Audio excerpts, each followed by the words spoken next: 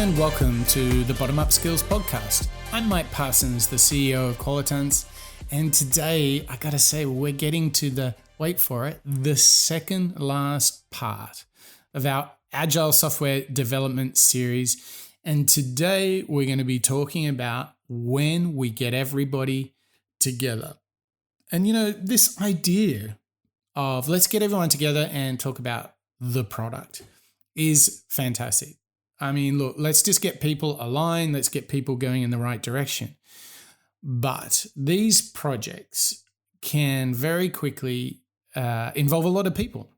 And the real emphasis to success of bringing people together is all about when and how you get them together. And I've had to do agile projects with huge mega brands like Coca-Cola, Nike, IKEA, and lots of really cool startups like ReadyUp in San Francisco.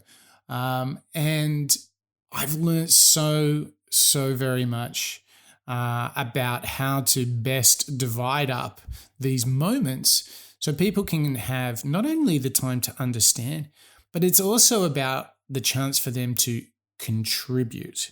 And that is, that's a win-win. If people really are aligned, they'll be able to offer all sorts of help on your project. And if you're building a first-generation product, a business, a new service, you name it, you're going to need some help. So if we can get the most out of bringing people together, chances are you're more likely to succeed.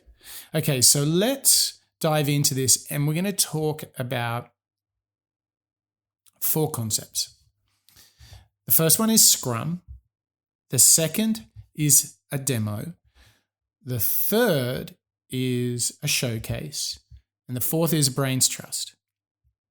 Okay, so these are different vehicles that have different purposes, that occur at different times, that go for different amounts of time, but they all serve this purpose of getting people aligned, getting them on board with what's happening, because the core team is going to be going like crazy. They're going to be sprinting all the time. So they've got to catch people up. And that's really important. If you want help, if you want support, then people have got to have some, rudimentary understanding of what's happening. Otherwise, it's just guessing. Okay. So let's go and jump into the first of these concepts, the Scrum. Said differently, this is your daily stand-up. And as we talked about in a couple of the previous episodes, this is a fast daily session for the core team. That a good one is 15 minutes. I start to get worried if they go for 30 minutes, because then I think you've made the classic mistake in a Scrum, is that you start talking in detail about a thing when that should be handled offline in a separate session. The Scrum, its purpose is to understand, are you on track? It's a message from you to the rest of the team. Hey guys, I promised at the end of the sprint I'd deliver this, and I can tell you I'm feeling good about where I'm at. And today I'm going to be working on this new feature and I don't have any blockers. That would be the perfect contribution to a stand-up. And sometimes, and it's okay if you have to say, you know what, I thought that this feature that I have a dependency on would be ready tomorrow, but I've just realized it's not. So I'm not sure about what I should do for the back half of the week. That's a blocker. Great. We can tackle that. So the Scrum is asking, are you on track? And the Scrum Master, it's their job to go out and help each individual solve those blockers that they do have if they come up. So the Scrum is only attended by the core team. That would usually be somewhere from 6 to 12 people, depending on the scope of the product you're building. I mean, I've got projects running at the moment that have double that number of people in it, but they're pretty significant projects. I also have some projects running just on 5 or 6 people, so it really does vary. But I mean, once you're building core application, you've got data specialists, application developers, UX folks. You can have quite a lot of people. You've got Scrum Master, BAs, client partners, a whole bunch of people running around. So that Scrum is just so essential for making sure you're on track. Okay, so that's the first part of getting people together. Now, what we start to do in the demo is we go beyond the core team. We might go to some executive sponsors and bring them into the demo. We may even bring some experts in. We might bring client partners, clients, you name it. Now, the demo doesn't happen, of course, every day. It happens usually every 2 weeks, and it's usually the perfect way to wrap up a sprint. And I think you are showing your progress as a team. But I think if you only share that, then you're leaving a little bit on the field there.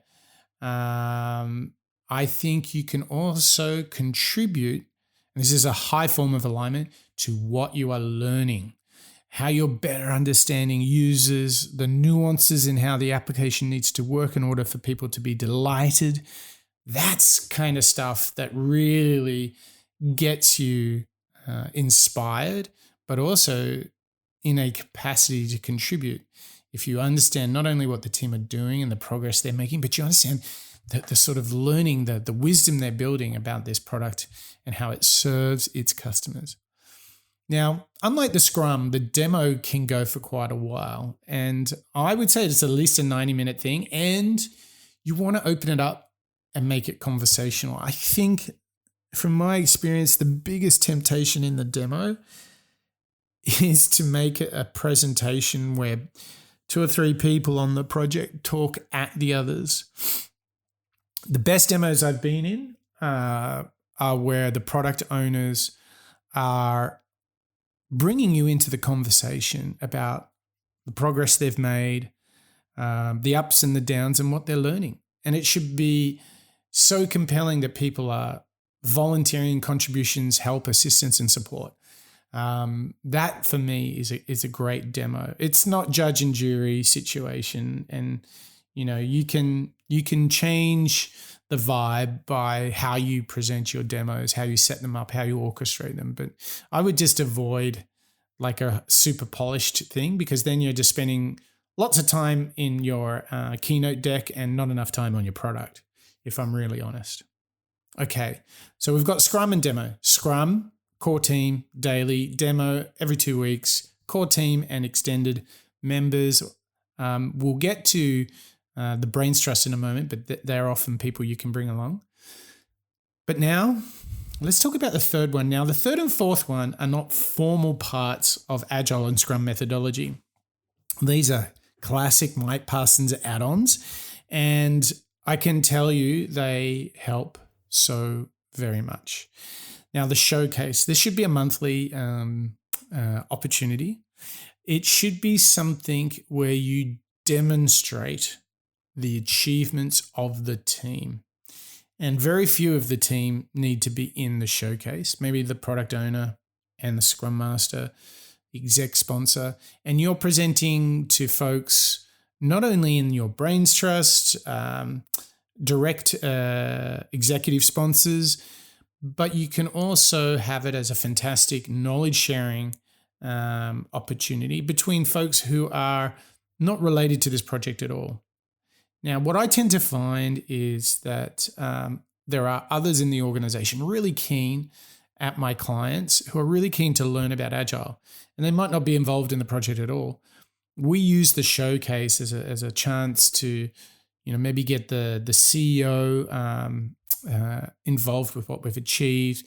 Maybe get someone from if we're working with the retail team, maybe we'll go over to a team that's totally different to retail. Maybe it might be sales and marketing, it might be IT, whoever, and bring them in. And it's a chance for them to see what's being achieved on the project, not only on what we're doing, but how we're doing it. And that emphasis on the how, that's where the knowledge sharing piece comes in, because then they can apply some of the Agile principles and some of the Scrum methodology to their projects. But now let's go to the fourth one, the brains trust. And I totally stole this one from Pixar. And what was really cool is I just started working on a project with Coca-Cola, and they use Brains Trust as well. And it's the first time I've seen any client having a Brains Trust style of meeting. Usually when I'm introducing these to clients, it's all brand new. So kudos to Coca-Cola. This Brains Trust is where the product owner sits down with people who are not in the core team, who are experts throughout the organization, largely internal, maybe a few external, and they literally say, can you please give me some advice? I'm struggling with this or that. And it can be anything from the product itself to the people, to the business model, to how we're going to launch this thing. And the Brains Trusts are not there to judge. They're there to help. So casting them is very important. So you might have someone in an organization who is wicked smart, and he or she might not be available to be in the core team of the project, but you want them to contribute somehow. And the Brains Trust is so awesome because they can turn up once a month, 45 minutes, you have a chat, it's super relaxed, and it's all about the product owner being like in the search for good counsel. I mean, and you can offer ideas that maybe can be followed up upon at a later time. But the Brains Trust is fantastic because what you've now got in these 4, Scrum, Demos, Showcased, and Brains Trust, is you've got 4 tools to interface with the organization, the full set of stakeholders, and you can engage them appropriately, and you can get the most, you can make sure the sponsors feel confident about the project, that the experts are offering their contribution, that the daily team, the core team, are highly aligned, and that they're interfacing with their broader teams in demos. Now, I know this sounds like a lot, and it is. It's a lot of meetings, and it's, somewhere in there you got to do the work as well. But these will sustain the momentum, goodwill, the knowledge, and the learning of your project. And I really do encourage you to have this full spectrum of moments to get people together. All right, if you're very curious to know more about agile software development and all the things that we can apply in this brand new practice, well, head over to bottomup.io where you're going to find everything you need to know in the masterclass for agile software development. And I think we've got over a dozen other courses on there as well, and they're all free. So get over to bottomup.io and you'll be able to enjoy them. All right, well, that was our session today, getting into how to bring people together and how to get the most out of the organization. I hope you've enjoyed this episode of the Bottom Up Skills podcast, and we'll see you next time.